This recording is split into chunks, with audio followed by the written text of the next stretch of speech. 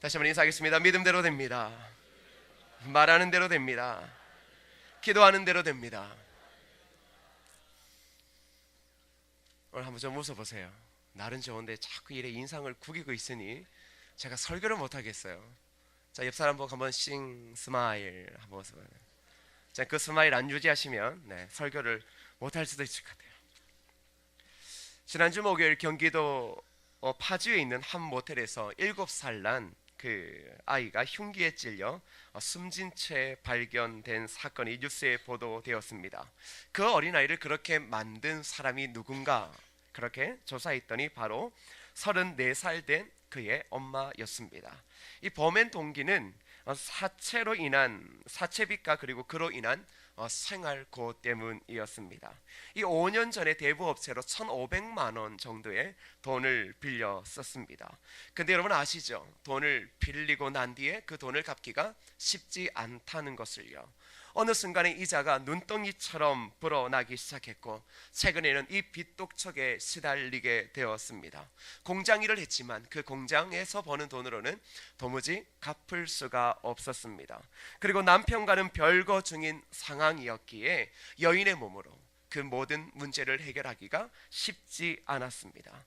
결국 그 어머니가 생각했던 것은 딸과 함께 목숨을 끊기로 결심하고서는 모텔로 들어가서 먼저 자신의 7살 난 아이를 흉기로 찔러 숨지게 했습니다. 그리고 자기도 자살을 시도했지만 그 자살을 자살을 했지만 자살 시도에서 그는 그만 실패하고 자수하고 말았습니다. 어머니의 칼에 찔려 세상에서 밝은 웃음 제대로 한번 찾지 못하고 죽어간 어린 아이를 생각해보니 참 너무나 가슴이 아팠습니다. 그것을 맞이해야 되는 죽음을 맞이해야 되는 것, 그것도 어머니에게서 죽음을 맞이해야 되는 것, 그리고 그 어린아이와 함께 죽음을 생각했던 이 어머니의 고통을 이해하고 또 어떻게 이해하고 무엇이라 말해야 할 줄도 솔직히 알지 못했습니다. 신문기사에 다음과 같은 타이틀의 기사가 실렸던 적이 있습니다. 대학생 6만 명이 30%의 고리더세, 평균 1,500만 원 빚도 안고 사회로 간다. 이것이 바로 빚지고 있는 우리 시대의 모습이라고 이야기를 합니다. 대학을 졸업할 때 그들은 취직을 앞두고 있지만 그들은 이미 빚진 자로서 사회에 첫 발을 내디딘다라는 것입니다. 여러분, 이 빚이라고 하는 문제는 대한민국의 큰 주제가 되었습니다. 여러분, 평생 빚에 허덕이며 사는 것은 참 고통스럽습니다. 그리고 이런 빚과 가난은 결국 대물림 되기에 이것은 참 견디기도 힘든 것입니다. 여러분, 가난은 고통스럽고 그리고 눈물겹습니다. 가난은 어린아이의 꿈을 짓밟기도 하고 인생을 처절하게 만들기도 합니다. 여러분, 저도 가난이 참 싫었습니다. 어릴 적부터 남의 집 새빵살이 한다는 것 참 부끄러운 일이었습니다. 웬만하면 친구를 집으로 데려오는 것을 저는 하지 않았습니다. 주인집에 전화를 빌려 쓰는 것도 참 창피한 일이었습니다. 저는 가난이 싫었습니다. 그래서 제 어릴 적 꿈은 저의 집을 갖는 거였습니다. 그러나 그것도 아버지가 쓰러지시면서 직장을 그만두시는 바람에 그 꿈조차도 사라졌습니다. 교회를 다니면서 지금처럼 사순절이 되면 주님의 십자가의 고난을 교회에서 늘 들었습니다. 그런데 전 나의 가난이 주님의 십자가의 고난보다 더 크다고 저는 느꼈습니다. 그래서 교회에 헌금하는 것이 싫었습니다. 많은 금액일 경우에는 더 많은 갈등을 가지고 있었습니다. 어려운 형편에 어머니가 직장을 다니시고 그 100만 원도 안 되는 돈을 벌어 오실 때 늘 언제나 어머니는 11조와 감사와 여러 항목의 헌금을 먼저 떼는 것을 봤습니다. 저는 그게 솔직히 못마땅했습니다. 왜요? 제가 지금 겪고 있는 가난이 너무나 싫었기 때문입니다. 여러분, 그 시대의 가난, 그 옛날의 가난 아시죠? 그것은 우리의 잘못이 아닙니다. 우리가 게을러서 가난했다라고 하면, 그렇죠, 게으르다라고 하면 뭐 변명의 여지라도 있겠죠. 그런데 최선을 다하지만 가난에서 헤어나올 길이 전혀 보이지 않았던 때입니다. 오늘 본문에는 바로 이와 같은 가난 가운데 있는 사르밧 가부의 이야기가 나옵니다. 그 가난의 고통이 어떠한지를 성경은 이렇게 말합니다. 12절의 말씀을 읽어볼까요? 12절입니다. 시작.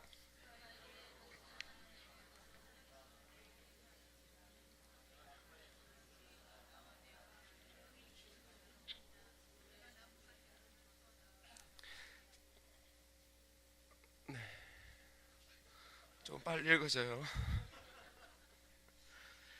잘 보세요. 남편을 잃고 홀로 가난하게 아들을 키우고 있는 사르밧 가부의 심정, 여러분 이해할 수 있겠습니까? 이 중에는 그러한 것들을 경험했던 우리 옛날의 어르신 분들이 계실 겁니다.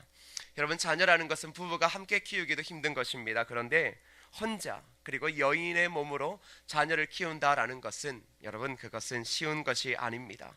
거기다가 가진 것이라고는 뭐라고 이야기합니까? 아들과 함께 먹고 죽을 음식을 만들기 위해 남겨준 그 한 움큼의 남겨둔 가루 한 움큼과 그리고 기름 조금밖에 없다라고 말합니다.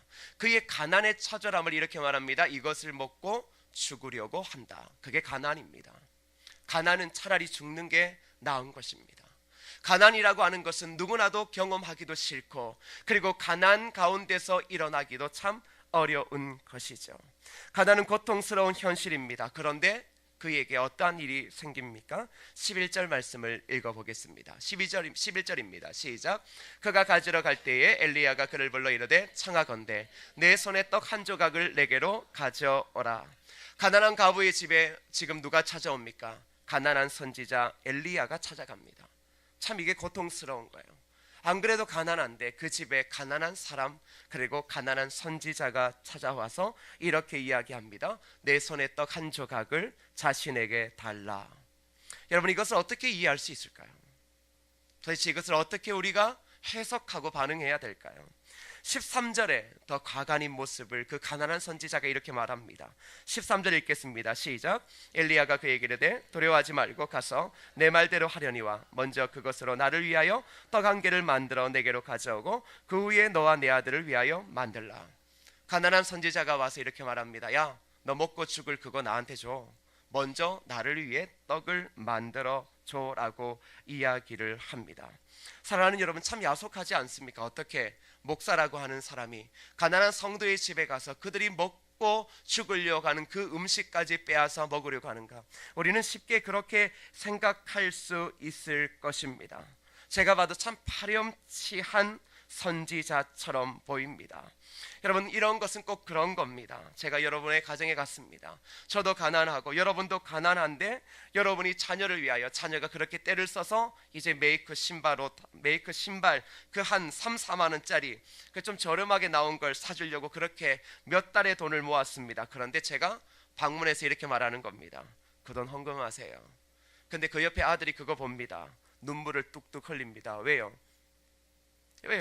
그것으로 자신이 그렇게 가지고 싶었던 신발을 사고 싶었겠죠. 우는 이유는 무엇일까요? 그 아이도 처절한 가난이 싫기 때문입니다. 다른 사람 모두가 입고 있는 그 옷 하나쯤 자기도 입고 싶었겠지요. 바로 그런 것입니다. 뻔히 아는데, 가진 것이 그거밖에 없는데 교회에서는 늘 언제나 뭘 이야기를 합니까? 너 그 돈 하나님께 드려라. 여러분, 내일이라는 삶을 기대할 수도 없는 이 가정에 도대체 이게 무슨 일일까요? 근데 여러분, 이 잔인해 보는 이야기의 결론은 이렇게 납니다. 15절 16절 읽겠습니다. 시작. 그가 가서 엘리야의 말대로 하였더니 그와 엘리야와 그의 식구가 여러 날 먹었으나 여호와께서 엘리야를 통하여 하신 말씀같이 통의 가루가 떨어지지 아니하고 병의 기름이 없어지지 아니하니라. 여러분, 이 잔인한 이야기처럼 보이는 이야기의 결론은 그 가난한 가정에 통에 가루가 떨어지지 않고 병의 기름이 없어지지 않았다. 그것도 기근이 있던 3년 6개월 동안 그 집에서는 끊임없이 음식이 차고 넘쳤다. 이게 결론입니다. 사르밧 가부는 복을 받습니다. 기적을 경험합니다. 어디에서 기적을 경험합니까? 우리 모두가 기적을 원하잖아요. 그런데 그 기적의 시작점은 바로 가난이었다라는 것입니다. 아무것도 없고 열매를 기대할 수 없는 극한 가난 속에서 풍성함을 그 사르밧 가부는 맛보게 되어집니다. 어떻게 하면 사르밧 가부가 경험한 축복을 저와 여러분도 누릴 수 있을까요? 어떻게 하면 가난한 삶에서 놀라운 축복을 받을 수 있을까요? 여러분, 사순절을 보내지만 진짜 힘든 것은 무엇 때문입니까? 주님의 십자가가 힘든 게 아니라 여러분의 삶, 경제적인 문제 때문에 힘든 것 아니에요. 여러분이 365일 1년 그리고 10년 죽을 때까지 살아가도 여러분이 늘 언제나 근심하며 걱정하는 것은 바로 가난입니다. 물질입니다.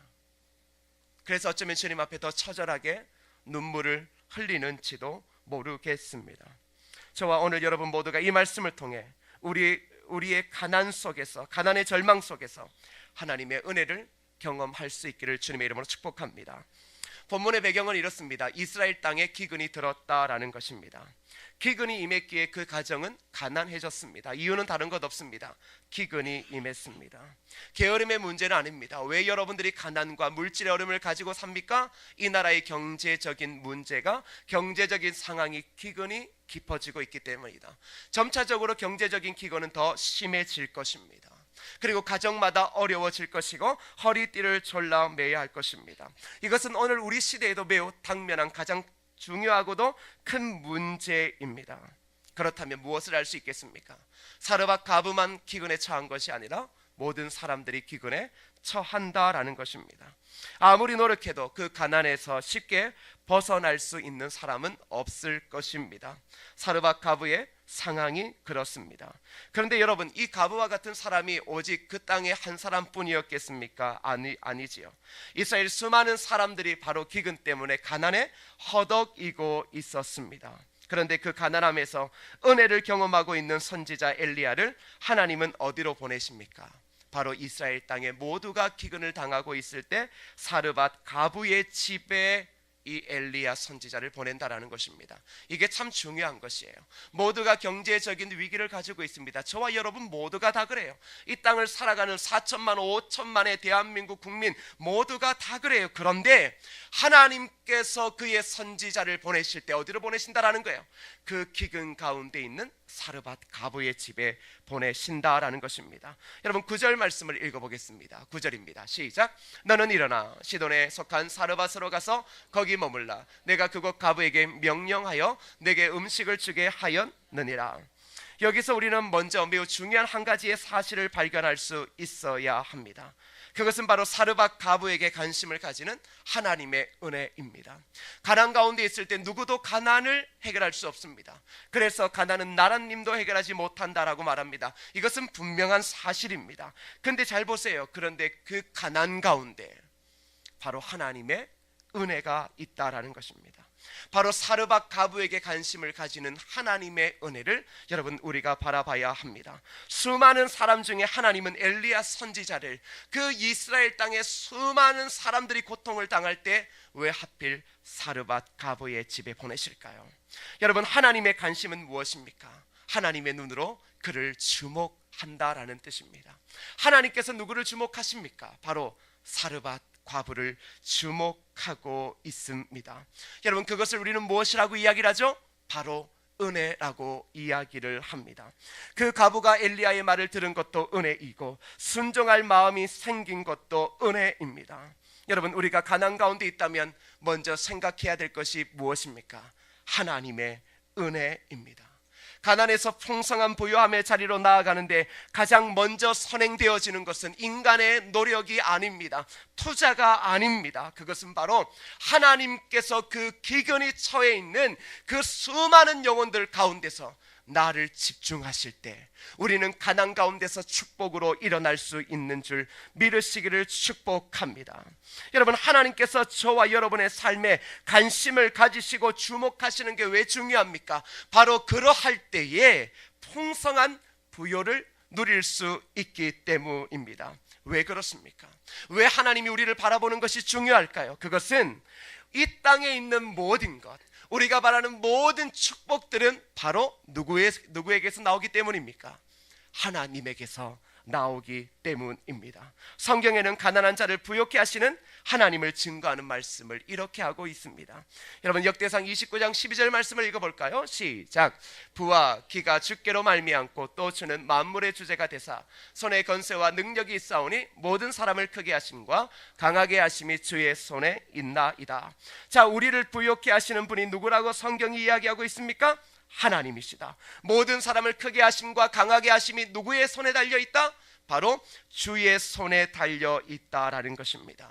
다시 말하면 여러분의 삶의 부여는 누구에게로부터 주어지는 것입니까? 하나님에게로부터 주어지는 것입니다. 왜요? 하나님이 모든 이 땅의 부유함을 가지셨고 그 부유함을 내려줄 수 있는 유일한 분이기 때문입니다.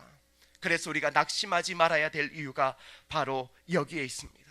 하나님이 기근 가운데 있는, 경제적 기근 가운데서 고민하며 고통하며 절망하고 있는 그 자들에게 은혜를 베푸시면 우리는 얼마든지 부요하게 될 수 있기 때문입니다. 그렇다면 오늘 저와 여러분들이 구해야 될 것은 무엇일까요? 여러분들 이런 생각하시죠. 참 하나님의 교회에 하나님을 위하여, 사역을 위하여 많은 헌금을 드리고 싶다. 저도 그래요. 저도 그러한 마음이 있어요. 하나님, 저도 목사지만 하나님 앞에 참 많은 걸 드리고 싶어요. 그렇게 간절히 기도해요. 잘 보세요. 그런데 어떻게 우리의 손에 물질이 들어오겠습니까? 우리의 삶 가운데 물질이 들어올 수 있겠어요? 아무리 돌아봐도 풍성한 물질, 헌금 드릴 만한 물질 들어오지 않거든요. 근데 여러분 기억하셔야 돼요. 그곳에서 힘드셔요. 그래서 하루에도 24시간을 잠을 제대로 못 자고 두통에 시달리고 있어요. 그러면 하나님 바라보고 있습니까? 여러분의 삶의 경제적인 기근을 물리쳐 주실 그 하나님을 여러분 주목하며 그 하나님의 은혜를 구하고 있습니까?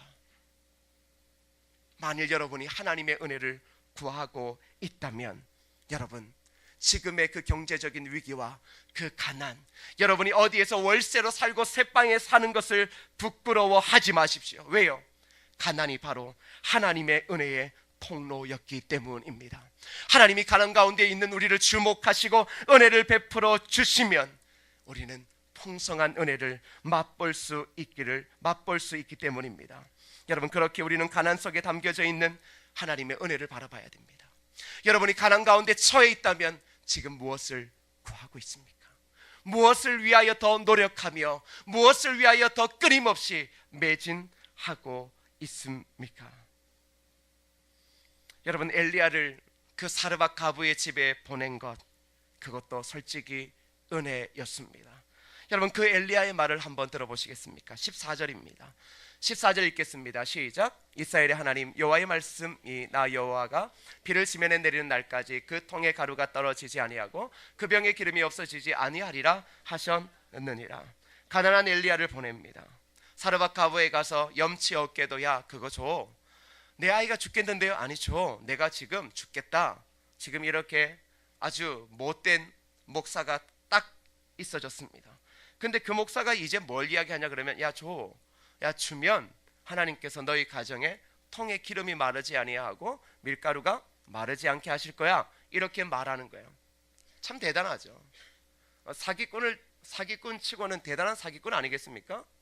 엘리야가 참 좋은 인물인 줄 알았는데 지금 보니까 되게 아주 이 목회의 윤리를 완전히, 죽어도 자기가 죽고 자기 걸 성도에게 줘도 천찬을 팔인데 지금 뭘 이야기를 해요?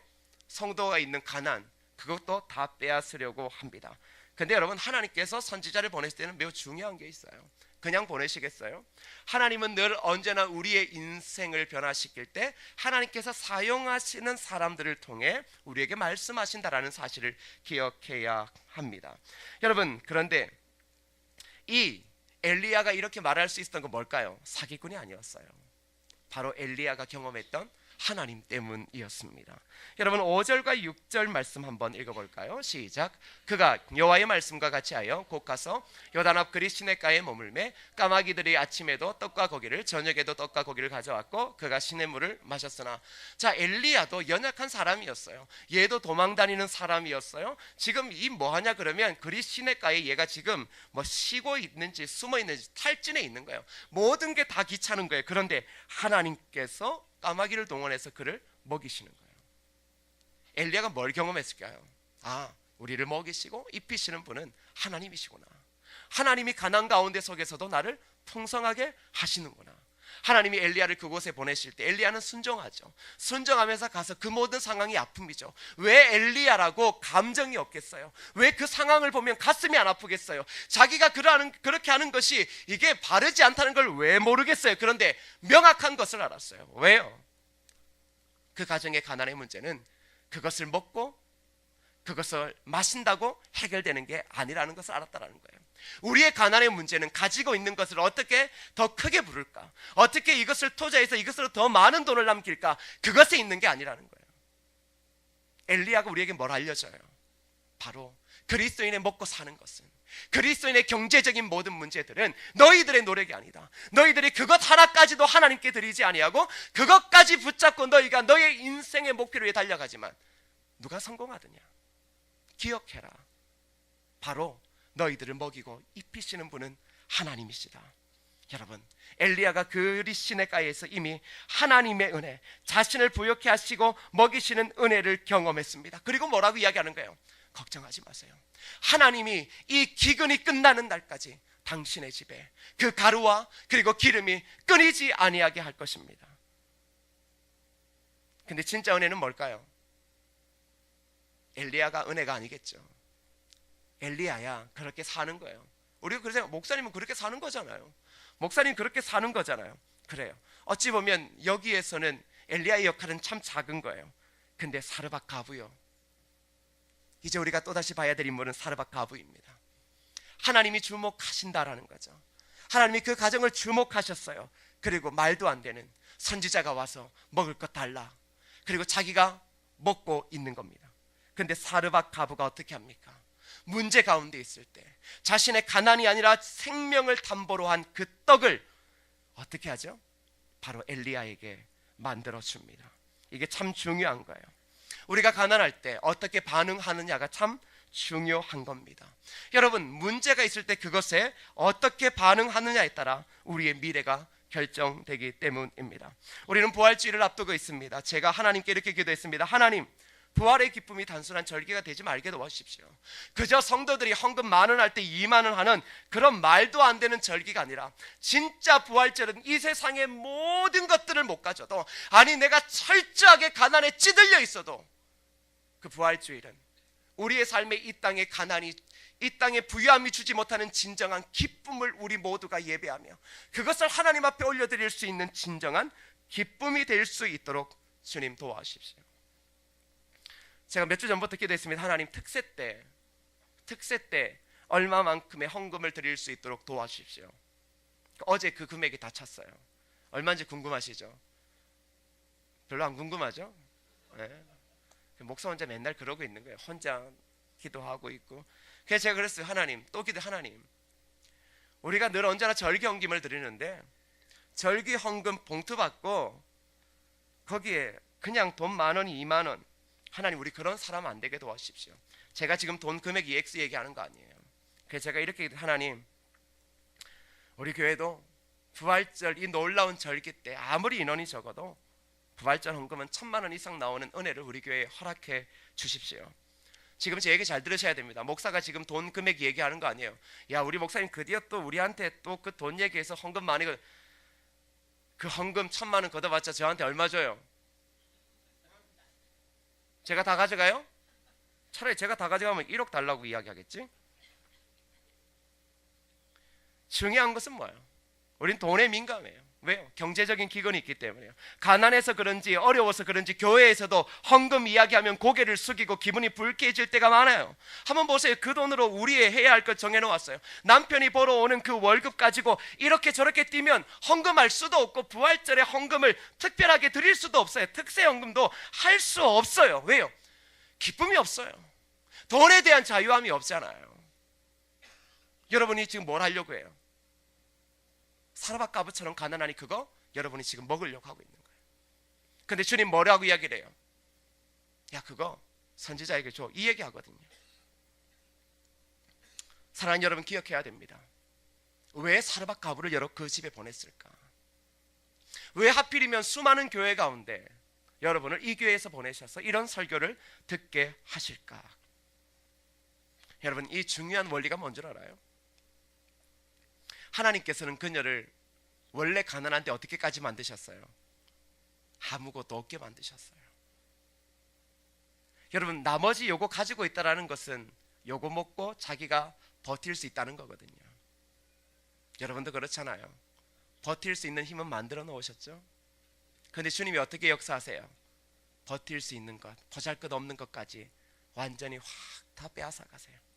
이유는 뭘까요? 가난을 통해 하나님의 부유함을 경험하게 하시기 위해서입니다. 우리가 가지고 있으면 하나님의 부유하심 못 경험해요.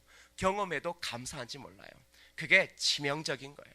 내가 가지고 있으면 하나님의 은혜 잘 몰라요. 하나님이 주시는 축복 잘 몰라요. 절기 때마다 헌금을 드려도 이거 금액 생각하며 이건 목사님이 좀 많이 하라 그러는데 이건 내 금액 보고 있지 않는가 이 생각한다라는 거예요. 근데 진짜 하나님이 뭘 원하셔요?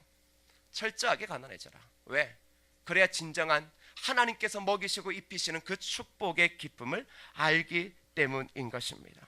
사랑하는 여러분, 모두가 힘든 것 압니다. 해마다 힘들어요. 여러분이 버는 돈으로 자녀를 양육하기도 힘든 것 알아요. 헌금하기도 힘든 것 알아요. 그렇다면 그 가난 가운데 우리를 있게 하시는, 대한민국의 경제적인 기근 가운데 점점점 깊이 빠져갈 때 우리를 이 시대에 태어나게 하셔서 살아가게 하시는, 그리스도인으로 살아가게 하시는 그 뜻을 우리의 경제적인 위기에서 발견해야 되지 않겠습니까? 하나님은 풍성할 때 은혜를 베푸시지 않으셔요. 하나님은 늘 언제나 가난할 때요.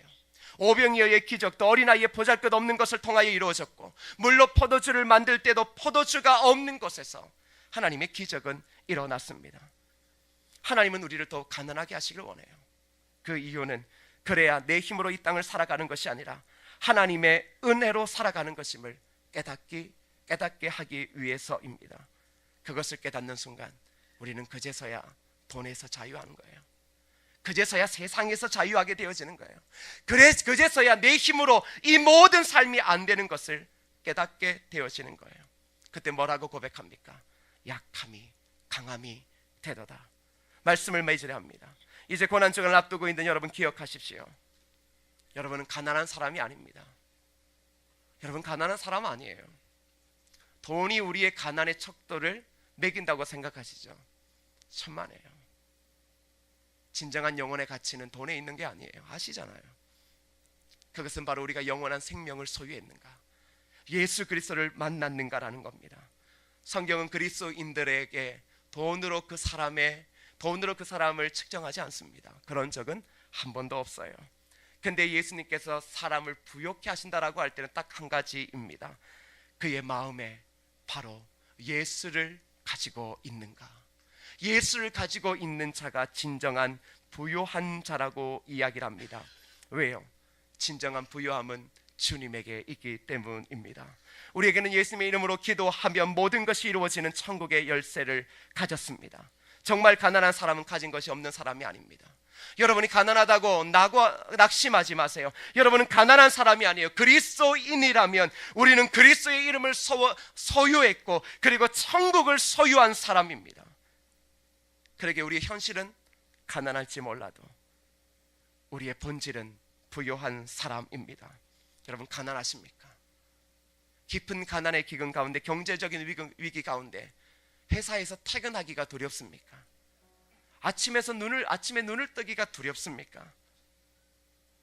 매달마다 자녀의 학자금을 내야 되는 그때가 다가오면 그렇게 힘이 들고 어떻게 할까 염려되십니까?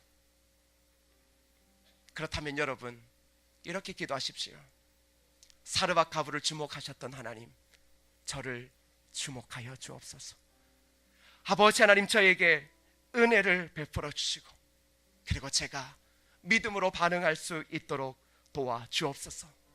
그러나 가난함 때문에 이 땅의 삶을 포기하고 패배한 인생을 살아가는 것이 아니라, 혹이라도 경제적으로는 가난할지 몰라도 그러나 내 마음에는 돈과 비교할 수 없는, 세상의 성공과 비교할 수 없는 이미 가장 부요한 예수 그리스도를 가졌사오니 아버지 하나님, 그 주님만 바라보며 주어진 삶을 달려가겠습니다.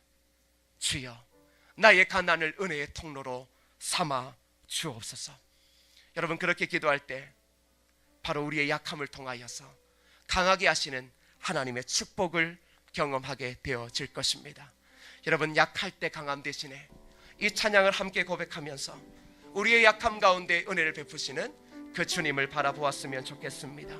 약할 때 강함 대신에, 약할 때 강함 대신에 나의 보배가 되신 주 나의 모든 주 안에 있는 보물을 나는 포기할 수 없네. 주 나의 모든. 여러분의 입술로 고백하십시다. 약할 때 강함 대신에, 약할 때 강함 대신에 나의 보배가 되신 주 나의 모든 것. 주 안에 있는 있는 보물을 주 안에 있는 보물을 나는 포기할 수 없네. 주 나의 모든 것. 예수 어린 양, 예수 어린 양 존귀한 이름. 예수 어린 양 존귀한 이름. 십자가 제사하셨네. 십자가 제사하셨네. 주님의 이름 찬양해. 주 나의 모든 것. 쓰러진 나를 세우고 쓰러진 나를 세우고 나의 빈잔을 채우네. 나의 빈잔을 채우네. 주 나의 모든. 여러분 다시 한번 더 고백하십시다. 십자가 제사하셨네. 십자가 제사하셨네. 주님의 이름 찬양해. 주 나의 모든 것. 쓰러진 나를 세우고 쓰러진 나를 세우고 나의 빈잔을 채우네. 주 나의 모든 것. 우리 주님의 은혜를 구하며 찬양합시다. 예수 어린 양 존귀한 이름. 예수 어린 양 우리의 가난 가운데 하나님 은혜를 베풀어 달라고. 예수 어린 양, 어린 양, 우리를 도우소서. 주님 아픔만으로 만족하게 하소서. 가난을 통하여 하나님의 축복을 바라보게 하소서.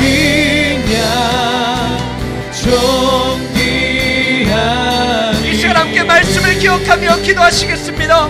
아버지 하나님이여, 지금 이 땅을 살아가는 모든 자들이 경제적인 기근을 가지고 있습니다. 아버지 하나님, 직장의 어려움이 있고 사업의 어려움이 있고 자녀를 교육하며 하루하루를 어떻게 버텨내야 할지를 고민하고 있습니다. 주여, 이것이 우리의 연약함입니다. 이것이 우리의 연약함입니다. 주여, 사르밧 가부에게 하나님께서 은혜를 베푸셨던 오늘 사랑하는 하나님의 성도들의 삶 가운데 은혜를 베풀어 주시옵소서. 그리고 아버지 하나님이여, 가난을 통하여 하나님의 축복을 맛볼 수만 있도록 아버지 하나님 도와주시옵소서. 우리가 가난할지라도 예수 그리스도의 이름을 가져 싸우니 우리가 세상의 가난에 무릎 꿇지 말게 하시고 아버지 하나님을 바라보며 이 가난 가운데서 우리를 풍성케 하시는 하나님의 은혜를 바라볼 수 있도록 주여 도와주시옵소서. 아버지 하나님이여, 세상의 것은 못 가졌어도 예수 그리스도를 가졌습니다. 예수 그리스도를 우리가 가졌습니다. 구원자를 가졌습니다. 그 구원자이신 예수 그리스도, 그 주님을 붙잡고 나아갑니다. 주여, 은혜를 내려 주옵소서. 주여, 가난을 통하여 하나님의 뜻을 발견하게 하소서. 가난을 축복으로 바꾸시고 기근을 은혜로 바꾸시는 주님을 바라보게 하소서.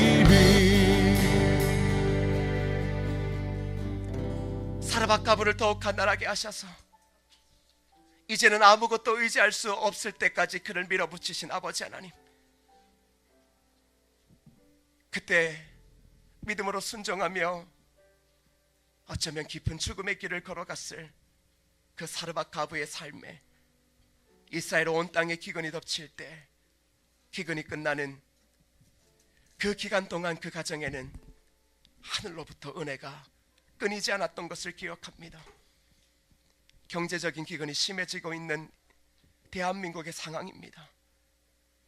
하루하루를 직장에서 어떻게 버텨나가야 될지, 늘 언제나 받는 봉급으로는 커가는 아이들을 양육할 수 없는 것 때문에도 참 절망하고 좌절합니다.